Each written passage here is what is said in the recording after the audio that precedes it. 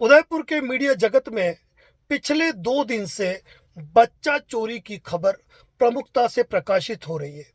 आज संपूर्ण उदयपुर ने चैन की सांस ली, क्योंकि उदयपुर पुलिस, हाथीपोल पुलिस थाना और गठित की गई टीम ने बड़ी ही सजग मुस्तैदी के साथ रात दिन काम करके 48 घंटे के भीतर उस बच्ची को ले जाने वाली महिला को गिरफ्तार कर लिया। लेकिन 2 दिन से अखबार में हम एक खबर पढ़ते जा रहे हैं, बच्चा चोरी, बच्चा चोरी, बच्चा चोरी। इलेक्ट्रॉनिक मीडिया पर भी हम खबर सुन रहे हैं, बच्चा चोरी। यहाँ तक कि पुलिस अधिकारियों के मुंह से भी हमने बच्चा चोरी के शब्द सुने।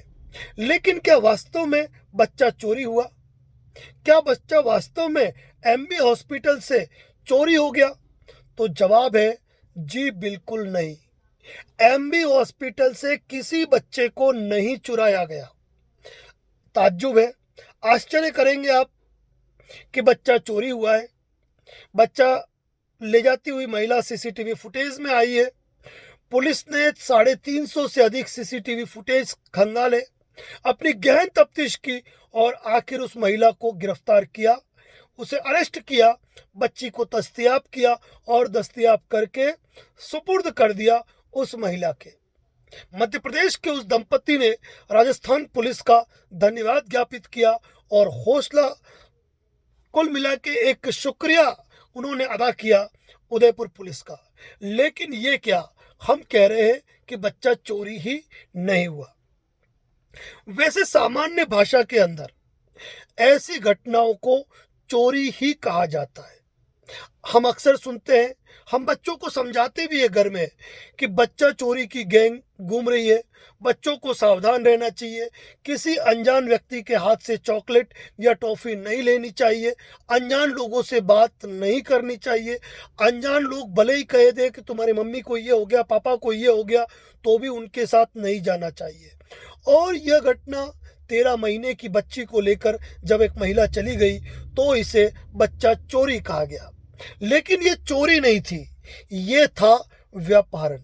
आईपीसी 363 के अंतर्गत होने वाला अपराध, जिसमें कि दंड का प्रावधान है।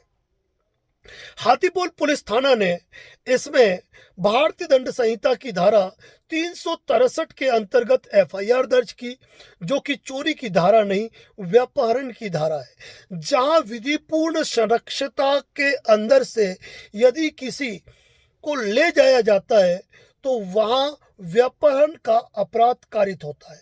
आपको बता दें कि चोरी भारतीय दंड संहिता की धारा 378 और 379 में उसके दंड को डिफाइन किया गया है।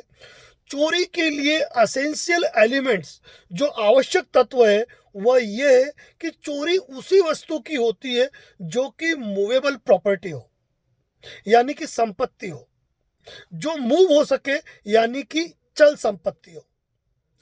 चोरी के लिए आवश्यक है कि जो उसका ओनर, जो मालिक है उस संपत्ति का, उसकी सहमति के बिना उस चीज को ले जाया जाए। और तीसरी सबसे बड़ी बात होती है, वह है डिसऑनेस्टी, यानी कि बेईमानी का आशय। अब यहाँ पर सामान्य भाषा में सभी लोग, मीडिया, सभी लोग कह रहे हैं कि बच्चा चोरी हो गया, और वास्तव में इसको बच्चों का व्यपहरण कहा जाए, अपहरण कहा जाए, तो लोगों के दिमाग में ये बात इजीली नहीं बैठेगी। लेकिन कानून की परिभाषा के अंतर्गत, लॉ के अकॉर्डिंग, यह चोरी नहीं है, यह व्यापारण है। भारतीय दंड संहिता की धारा 363 के अंतर्गत इस अपराध के लिए 7 वर्ष तक के कारावास की सजा और जुर्माना दोनों से दंडनीय है, और इसमें सामान्यतया जमानत का लाभ नहीं मिलता है। अब जिस महिला ने इस बच्ची को लेके गई, उसका इंटेंशन क्या था, क्या नहीं था, इससे कोई मायना नहीं रहता है। मायना ये रहता है कि वह बच्ची को लेकर गई है और इस आशय के साथ लेके गई है कि वह उस बच्ची को अपना बताकर वह अपने साथ में रखना चाहती है।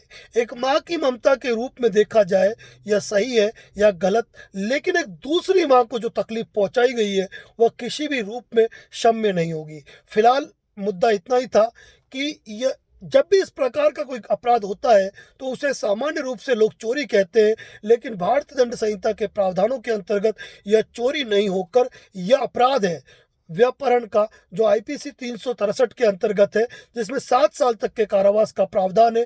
वहीं पर 379 जो चोरी है उसमें 3 वर्ष तक के कारावास का प्रावधान है। तो आज इस वीडियो का मकसद केवल और केवल कानूनी मुद्दे को स्पष्ट करना है कि चोरी और व्यापहरण में क्या अंतर है। जब मेरे रहे इस प्रकार के हमारे यूट्यूब चैनल, फेसबुक पेज पर इसी प्रकार के अपडेट हमारे चैनल पे अपडेट होते हैं। धन्यवाद। जय हिंद, जय भारत, जय मेवाड़।